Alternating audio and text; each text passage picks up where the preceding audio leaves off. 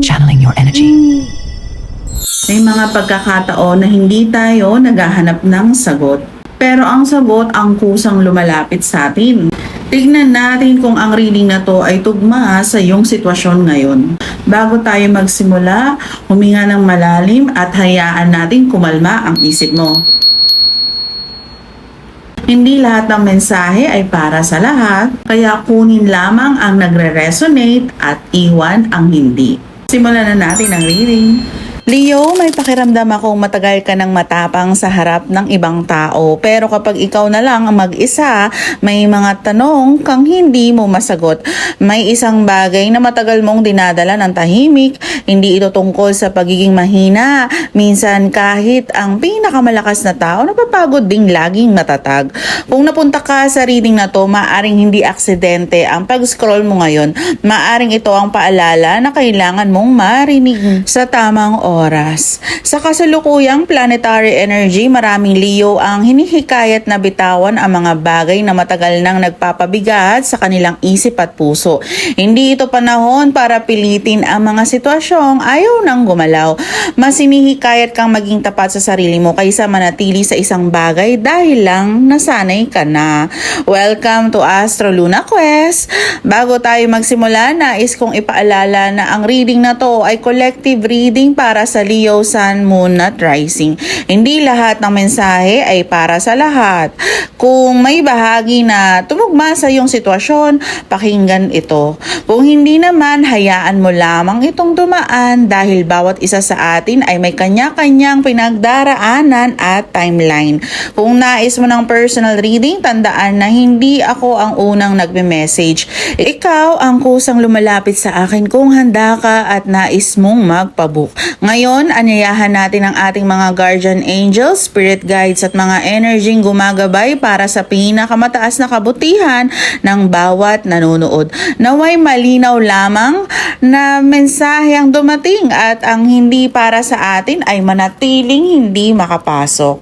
Ang pangunahing energy ng reading na to ay isang major arcana at yun ay devil card.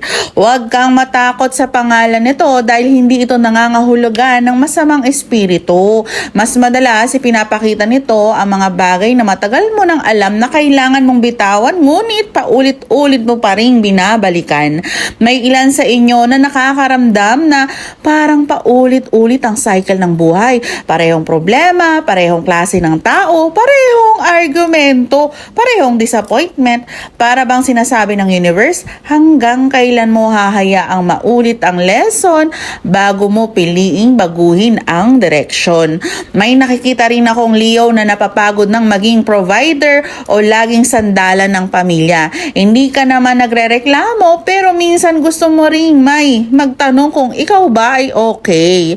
Kung ito ang sitwasyon mo, gusto kong malaman mong may pagbabago ng dahang-dahang papalapit. Hindi man ito instant pero nagsisimula na tong gumalaw. Sa usaping pag-ibig, may energy ng isang taong hindi naging diretsyo sa communication.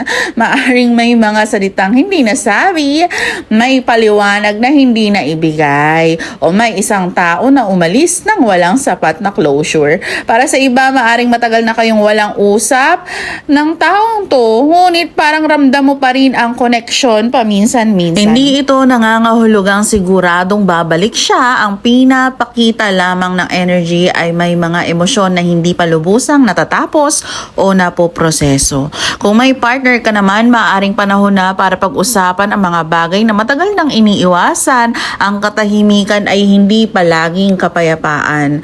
Sa trabaho o negosyo, nakikita kong may isang opportunity na dati mong iniisip na imposible. Maaari itong dumating sa anyo ng bagong project, recommendation, referral o isang taong magbubukas ng pinto para sa'yo. Pero may paalala rin ang energy, huwag mong ikumpara ang timeline mo sa iba. May mga taong mukhang mabilis ang pag-asenso ngunit hindi mo alam ang kabuuan ng kanilang kwento. Ang tagumpay mo ay darating sa paraang akma sa buhay na binubuo mo. May ilan sa inyo na tila naghihintay ng balita mula sa isang kamag-anak o taong matagal nang hindi nakakausap. Kung ito ang nagre-resonate sa iyo, mukhang unti-unting magkakaroon ng linaw sa isang sitwasyon na matagal nang nakabitin. May possibility ding may marinig kang usapan o chismis na may kinalaman sa pangalan mo. Ang mensahe rito ay huwag agad mag-react. Hindi lahat ng naririnig ay nangangailangan ng sagot. Nakikita ko rin ang energy ng isang tao na palaging nagtatanong tungkol sa iyo o tila interesado sa bawat araw mo. Hindi ito otomatikong masama, ngunit para sa ilan maaring may halong paghahambing o inggit. Ang pinakamainam mong proteksyon ay ang hindi pagbibigay ng sobrang access sa personal mong buhay. Kung napapansin mong mabilis kang mapagod, hirap matulog o tila mabigat ng katawan, kahit wala namang malinaw na dahilan, maaaring paalala ito na bigyan ng bahagi ang sarili. Para sa ilan, maaaring panahon na ring pakinggan ang mga senyales ng katawan at magpakonsulta kung may sintomas na matagal nang nararanasan. Ang spiritual na gabay ay pangangalaga sa kalusugan at maaring magsabay. At kung isa kang senior na nanonood, hello po, hindi pa huli ang panahon para magsimula ng bagong kabanata. May mga pangarap na maaring iba na ang anyo ngayon, ngunit hindi pa nawawala ang halaga nito. Para sa mga hindi naniniwala sa tarot, nako, hello po.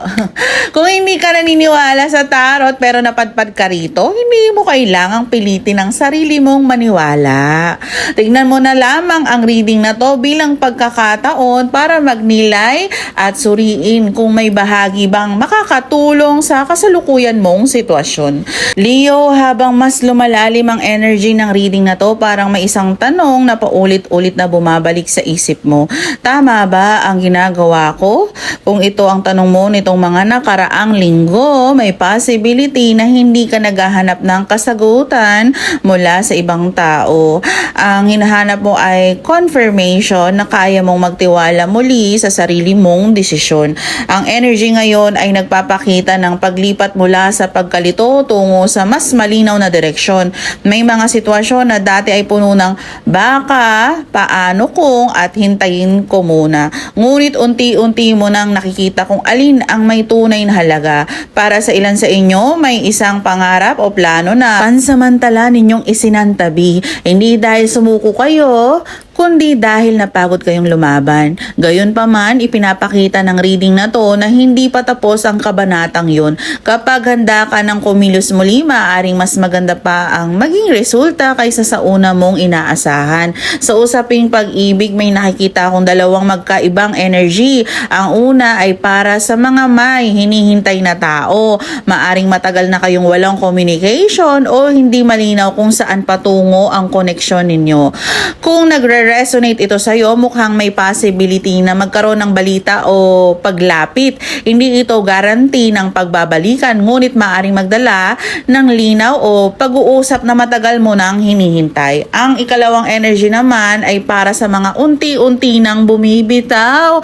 Nakikita kong may pagod na hindi agad nakikita ng ibang tao. Maaaring napagod kang laging ikaw ang umiintindi, ikaw ang nag-a-adjust, o ikaw ang unang sumusuyo. Kung ganito ang sitwasyon mo, pinapaalala ng reading na ang pagmamahal ay hindi dapat laging isang tao lang ang may dala. Sa trabaho at pananalapi, may nakikita akong paggalaw. Hindi biglang pagyaman, ngunit may pinto na maaaring bumukas sa pamamagitan ng isang referral, dating kakilala o taong matagal mo nang hindi nakausap. May isang tao ring tila tahimik lang, ngunit pinapanood ang ginagawa mo. Maari siyang humanga sa trabaho mo o maaring pinag-aaralan kung paano mo ginagawa ang mga bagay.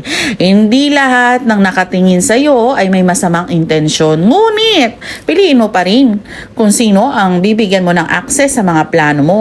May isa pa akong nararamdamang energy para sa ilan, tila may isang babaeng mas matanda sa iyo o may malakas na personality na maaaring nagbibigay ng opinyon tungkol sa mga desisyon mo. Hindi kailangang kontrahin ang lahat ng sinasabi niya, ngunit hindi rin kailangan akuin ang lahat ng opinyon ng ibang tao. Ikaw pa rin ang nakakaalam ng kabuuan ng iyong sitwasyon. At may ilang Leo din na nakakaramdam na parang lumalayo ang ilang tao sa kanila. Kung ito ang nararanasan mo, huwag agad isipin na may mali sa'yo. Minsan ang pagbabago ng direksyon ng buhay ay natural ding nagbabago ng mga taong kasabay nating naglalakad. Sa aspeto ng pamilya, maaari magkaroon ng pag-uusap tungkol sa pera, ari-arian, responsibility o pagpaplano para sa hinaharap. Kung may hindi pagkakaunawaan, piliin ang mahinahong pakikipag-usap kaysa padalos-dalos na emosyon. Sa kalusugan, may paalala na huwag baliwalain ang paulit-ulit na pagkapagod, hirap sa tulog o pakiramdam na ubos ang energy. Ang katawan ay may paraan ng pagpapaalala kapag kailangan nitong magpahinga. Kung may sintomas na nagpapatuloy o bumabahala sa iyo, makakabuting magpakonsulta sa isang kwalipakadong professional. May mensahe rin ako para sa mga taong matagal nang nagdarasal ngunit tila hindi pa nakikita ang sagot. Hindi lahat ng katahimikan ay pagtanggi. May mga pagkakataong ginagamit ang paghihintay upang ihanda ka sa bagay na mas akma kaysa sa una mong hinihiling. At kung ikaw naman ang uri ng taong palaging nagbibigay, oras, pagmamahal, tulong o pag-unawa, ang reading na to ay paalala rin na hindi ka dapat maubos habang sinusubukan mong punuin ang iba. Leo, bago natin tapusin ang reading na to, gusto kong sabihin na may isang bagay na paulit-ulit kong nararamdaman sa energy mo. Hindi ka na katulad ng dati. Marami kang pinagdadaanan nitong mga nakaraang buwan.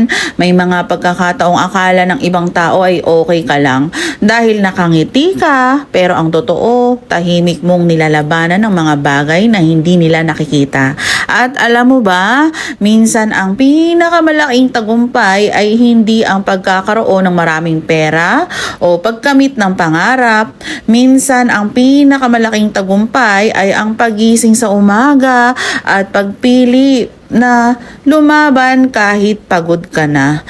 May mensahe rin ako para sa ilan sa inyo. Kung may tao kang matagal nang hinihintay, isang tawag, mensahe, paliwanag o balita, subukan mong huwag hayaang umikot ang buong buhay mo sa paghihintay. Habang hinihintay mo ang sagot, patuloy mo ring buuin ang sarili mong landas. Kung dumating ang taong yon, mas mabuti. Kung hindi man, sana sa oras na yon, hindi mo na siya kailangan para maramdaman ng buo. May ilan din sa inyo na pakiramdam ay hindi na-appreciate ang lahat ng ginagawa nila. Kung ikaw yon, tandaan mo to. Hindi nasusukat ang halaga mo sa dami ng papuri na natatanggap mo. May mga taong tahimik lang na humahanga sa'yo. May mga taong hindi man sabihin pero inspirasyon ka sa kanila. At para naman sa mga nakaranas ng inggit o pakiramdam na parang may mga taong palaging nakatingin sa bawat galaw ninyo, huwag mong hayaang ubusin ng opinion nila ang energy mo. Hindi mo kailangang patunayan ang sarili mo sa lahat. Hayaan mong ang mga resulta ng ginagawa mo ang magsalita para sa'yo. Ngayon, ang mga wisdom card na nasa harapan ninyo ay truth be told. Ang mensahe ng energy na to ay pagiging tapat. Hindi lang sa ibang tao, kundi lalo na sa sarili. May katotohanang matagal mo nang alam pero maaring iniiwasan mo dahil natatakot kang may magbago kapag inamin mo to. Maaring tungkol ito sa isang relasyon, trabaho o isang pangarap o isang version ng sarili mong matagal mo nang gustong pakawalan. Ano man yon, ipinapaalala ng mensaheng ito na ang katotohanan ay hindi laging komportable. Pero madalas dito nagsisimula ang tunay na kalayaan.